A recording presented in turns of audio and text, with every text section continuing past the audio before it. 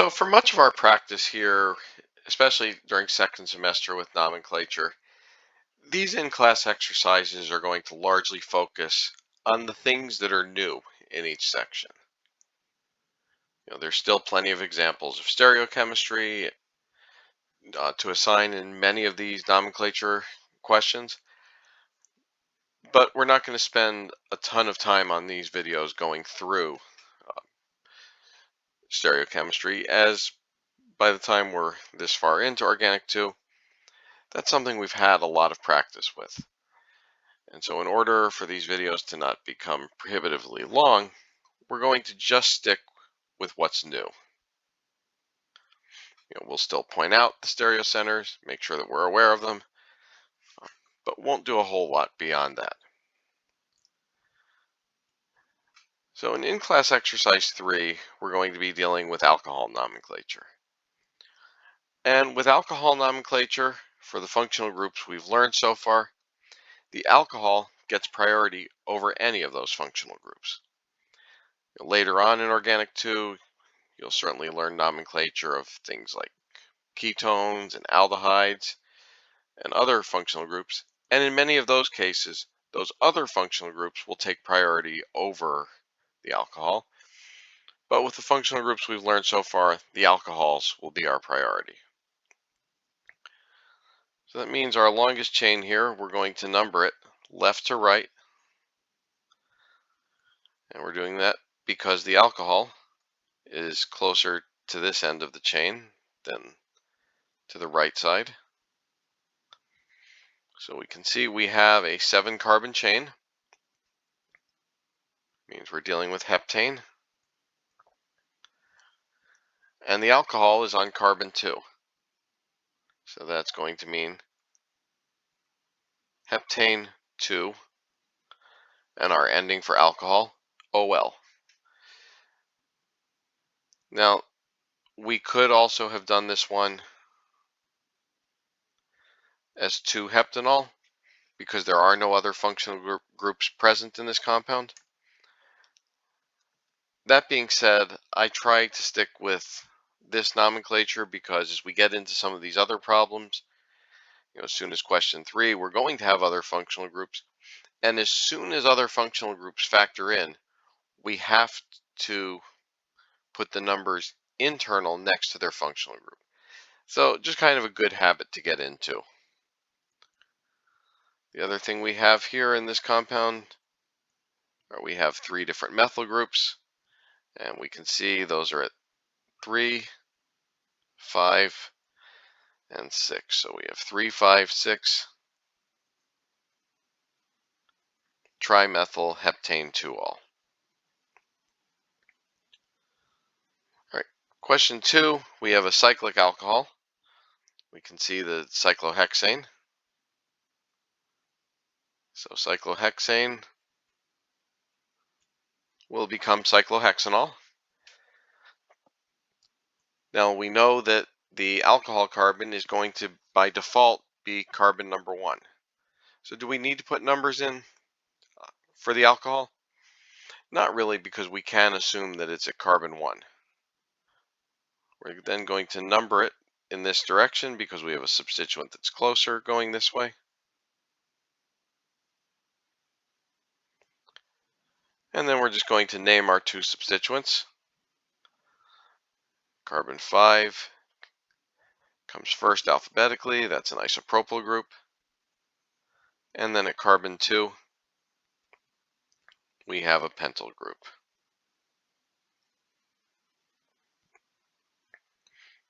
At that point, we then would need to account for the stereocenters, of which we have 3.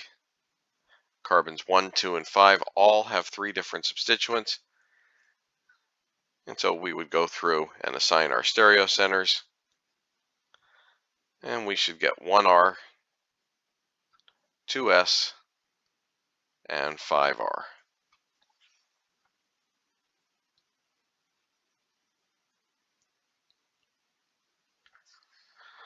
right, question 3. We can see that the alcohol is very clearly at the end of the chain. So that makes our numbering job easy. We're going to start at that carbon and go left to right.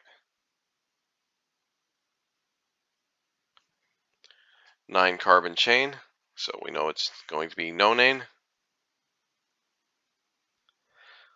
But here, our parent chain is going to have to account for 2 functional groups. So in this case, our number has to be internal. What are those functional groups? Of course, the alcohol, but we also have these 2 alkenes. So the way we name that, we keep our parent name, so nona. Then we account for our 2 alkenes. They're at 2 and 6, so 2,6-diene. And then the alcohol, 1-all.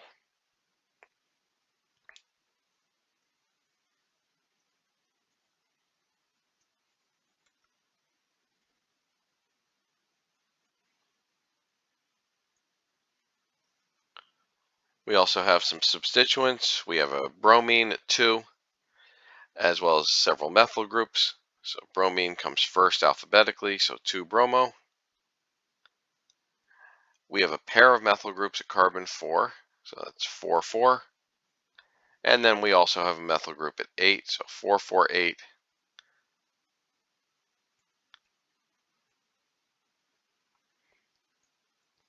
And that's going to be trimethyl.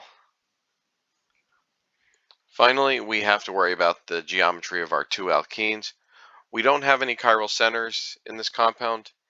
If you look at both carbon 4 as well as carbon 8, which you might have first thought could be stereocenters, both of those carbons have 2 identical substituents. They have 2 methyl groups. So it's just the geometry of the 2 alkenes. Carbon 2, our alkene is Z, and carbon 6, we have E.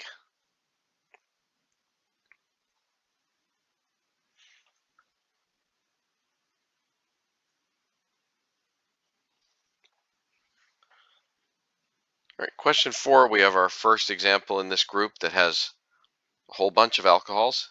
In fact, we have 5 of them. Where are we going to start our numbering? Well, this end, the far right end, has actually 2 alcohols on the first carbon, whereas if we started on the left, we'd have to wait till carbon 2 to get to our first alcohol.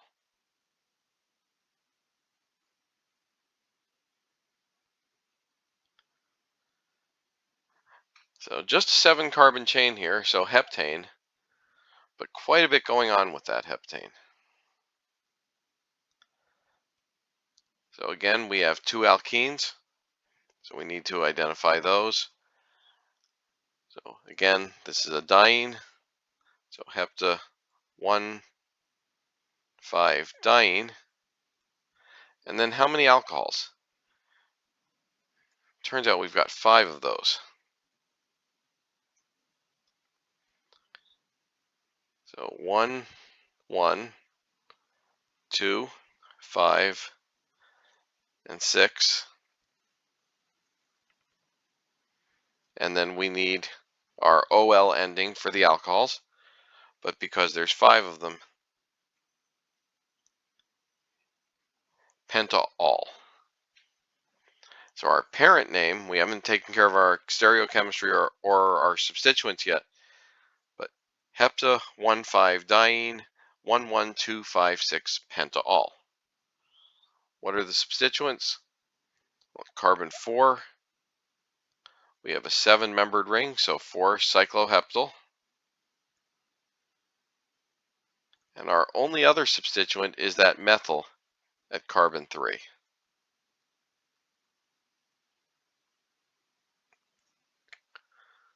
Finally, we have our any stereocenters, double bond geometry to consider.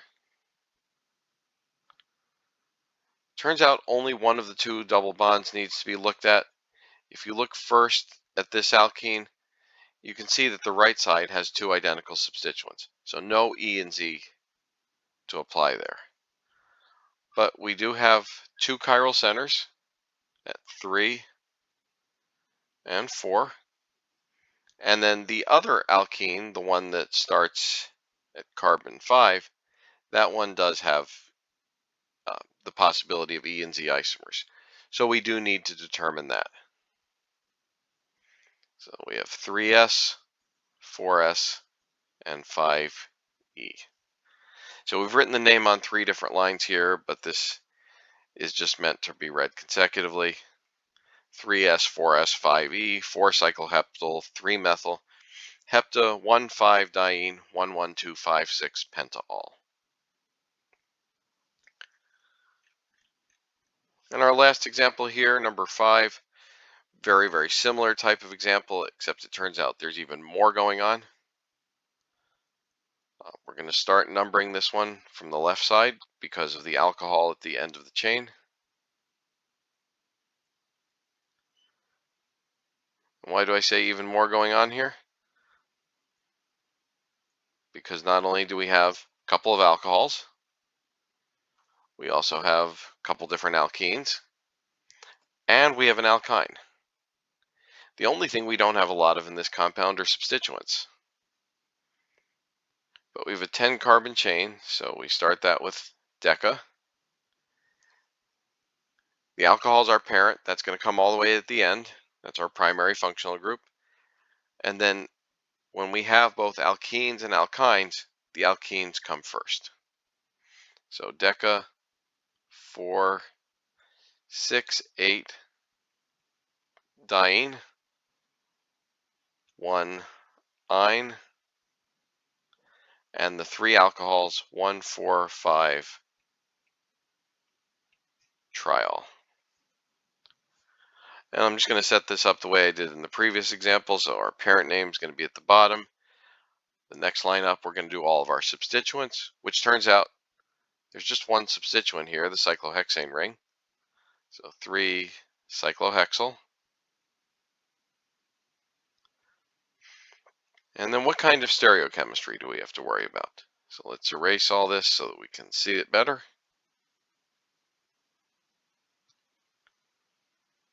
So we have one stereocenter. That's where the cyclohexyl group is.